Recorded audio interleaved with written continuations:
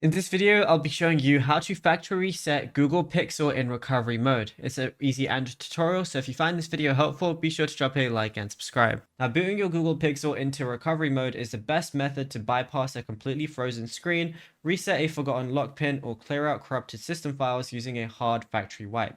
Because this is a hardware level override, you're going to execute this using a precise physical button layout while the device is powered down. So before you can reach recovery mode, you got to first access Android's foundational bootloader screen. Turn off your Google Pixel completely off, and then if the screen is frozen, press and hold the power button for 10 to 15 seconds to force a hard shutdown. Then press and hold the power button and the volume button down at the exact same time.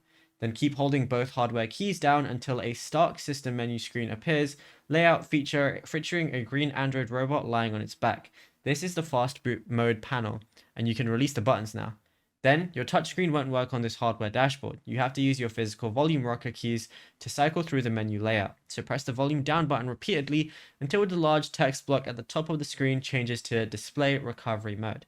Press the physical power button once to select it, and the screen will blink and you'll be greeted by a fallen Android graphic with a red exclamation point accompanied by the text, "No command." Now, this is a hidden key combo required to reveal the actual recovery tool utility panel. Press and hold down the power button, and while holding the power button, press the volume up button exactly once, then release both buttons immediately. As a result, the system's blue and yellow Android recovery text menu will instantly populate your screen. Then you can use the volume down key to scroll down the text grid and highlight wipe data or factory reset, and press the power button to select it. And then press volume down to highlight factory data reset to confirm you accept that all user data will be permanently erased. Then press the power button to execute the wipe.